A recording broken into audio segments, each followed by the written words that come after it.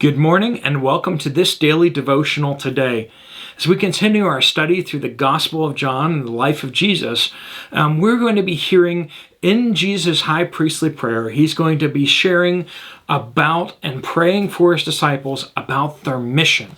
What is our mission as believers? He's going to lay it all out here. So much exciting stuff here as we kind of sneak into the prayer closet of Jesus to hear him pray with the Father about us.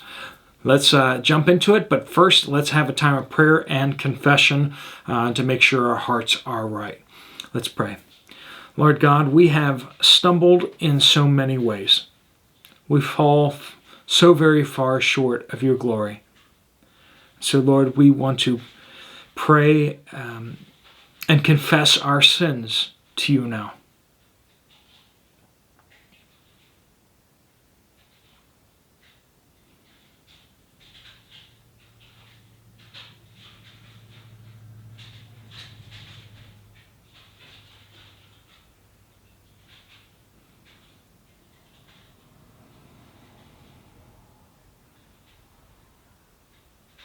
Lord, we praise you that in Jesus we can find the forgiveness of our sins, that we can be forgiven of all that we have done.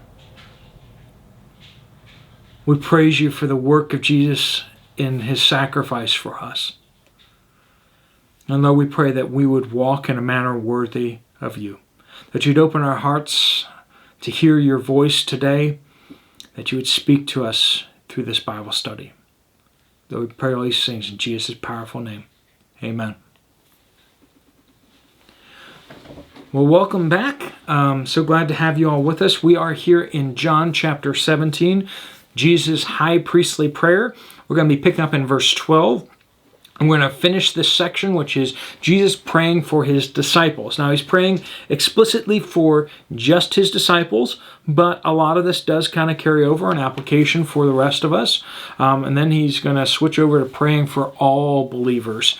But let's hear what he has to say here. Let me read through, starting in verse 12. While I was with them, speaking to the Father and speaking of the disciples, I was protecting them by your name that you have given me.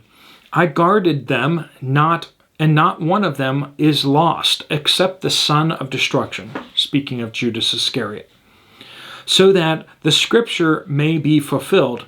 Now I am coming to you, and I speak these things in the world, so that they may have my joy completed in them.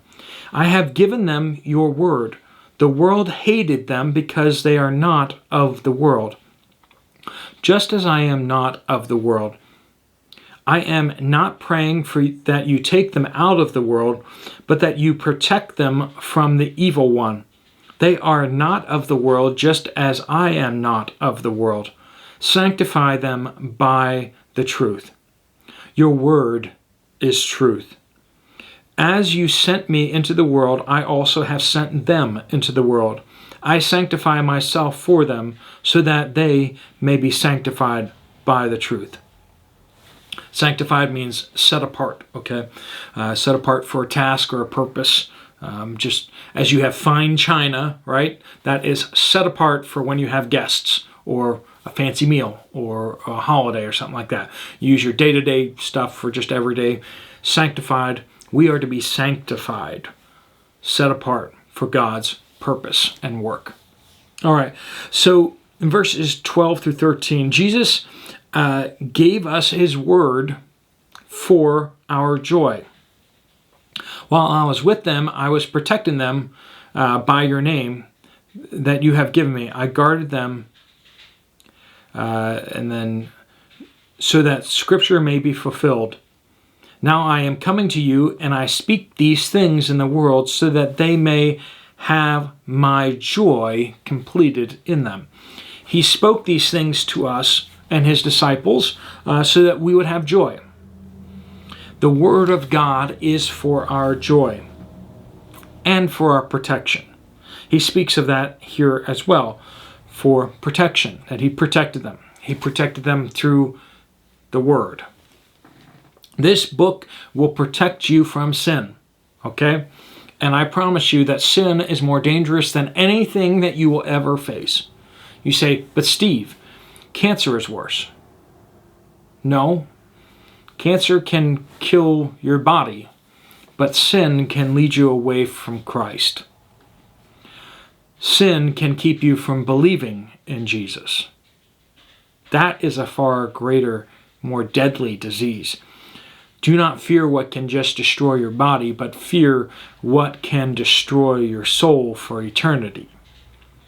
And sin in a believer's life can cause you infinitely more damage than a disease.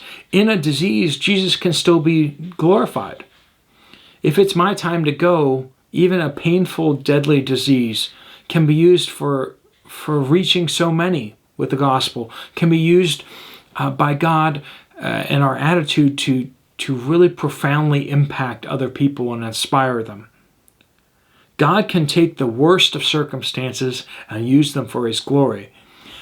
But sin always destroys.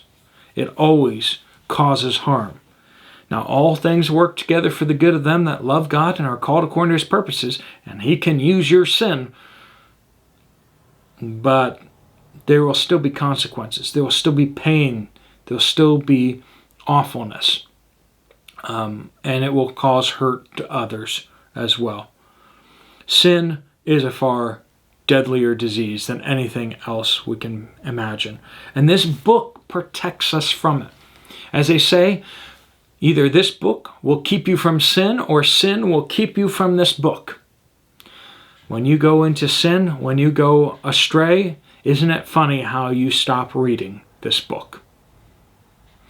And when you start reading this book, how quickly your heart starts to see how things need to change. The Spirit of God uses the Word of God to protect us and to fill us with joy. This book is for our joy. Don't you feel it every time we read Scripture? That breath of fresh air for our souls. The Lord speaks to us and we hear His voice afresh. The Word of God is for our joy and our protection. Verse 14. I have given them your word. The world hated them because they are not of this world, just as I am not of the world. I am not praying that you take them out of the world, but that you protect them from the evil one while they're in the world, right? They are not of the world, just as I am not of the world. We're to be in the world, but not of the world, okay? We're supposed to be here. We're supposed to be everywhere. We're supposed to go to all the ends of the earth, right, with the gospel. But we're not to be like the world. We're not to be participating and living the way that people live. This world's culture is not our culture. We are to be of a heavenly culture. We are to be the embassy of God in heaven here on earth. Our churches are to be run differently. Our workplaces are to be run differently.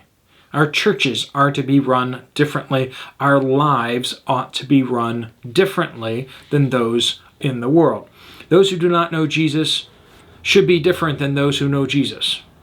If they aren't, then Jesus doesn't exist and Jesus is not real. Our testimony, our witness is by our changed and different lives, right? Our changed and our different lives is what is witness. We are not to be like the world. Verse 17, sanctify them by truth. Your word is truth. As I was I should give me a spoiler alert, because once again, the Word of God is what sanctifies us, what changes us, makes us new, makes us like Jesus. How do you get made like Jesus? How do you change? You change by getting into this book, reading the Word of God, and hearing His voice in it. That is how we change. How do you change? Read the Word of God and you'll grow, right? As the Bible school song goes. We commune with him, and as he reveals Jesus to us, the Holy Spirit reveals Jesus to us, we see him and we are changed. That's how we change, by seeing him. By reading, meditating, studying his word. That's how we change. Verses 18 through 19.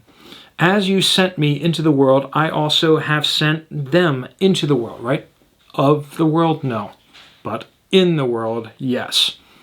I sanctify myself for them so that they may also be sanctified by the truth. He sets apart himself for his disciples, for us, so that we may be set apart by the truth. Okay? He dwells in heaven to serve us. Okay? Jesus didn't come into the world to be served, but to serve. Jesus serves as our high priest. He serves as our king. The greatest amongst you will be the servant of all. Who is the servant of all? Who is the greatest servant of all? It is Jesus. It is not wrong to say he serves us. He does serve us. Not because we are greater, but rather because we are less. He serves us because we need him. He doesn't force us to serve him. He invites us to serve one another and to serve the High King. We get the joy of serving. If you don't like serving, if you think serving is below you, well, aren't you much mightier and greater than God on high? Because God himself serves everyone. Keep that in mind. Keep that in mind. We are most like Jesus when we are serving others. Whew. Did that one land? Did that one land?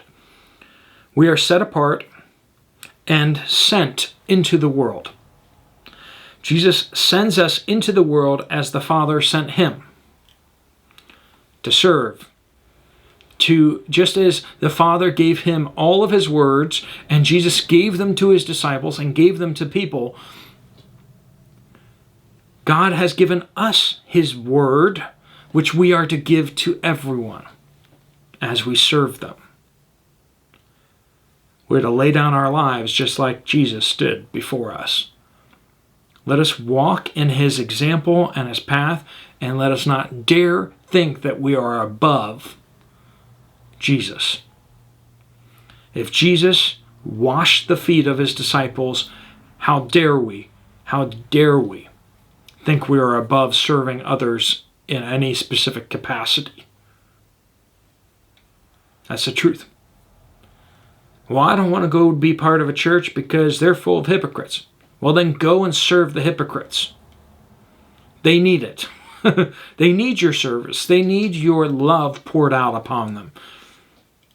Right? We're all hypocrites when it really comes down to it. We say this is the standard, and then we don't live up to it. We need to have a lot of grace and mercy for other people, and we need to have a heart of love for one another, just as Jesus does for us. Let me pray a prayer of blessing over you as you go, and I will see you guys on Sunday. Lord, we pray that you would bless us each as we go to the works that you have set before us, that you would fill us with your Holy Spirit and your truth. Lord, help us to serve one another and to love one another, just as you have called us. Help us to be in the world, but not of the world. We pray all these things in Jesus' powerful name. Amen. All right, folks, thanks so much for watching. If you have some other time, you want to check out some other Bible studies, there's some right here on the screen that you can click right through to those playlists. Otherwise, I will see you guys later. God bless you all.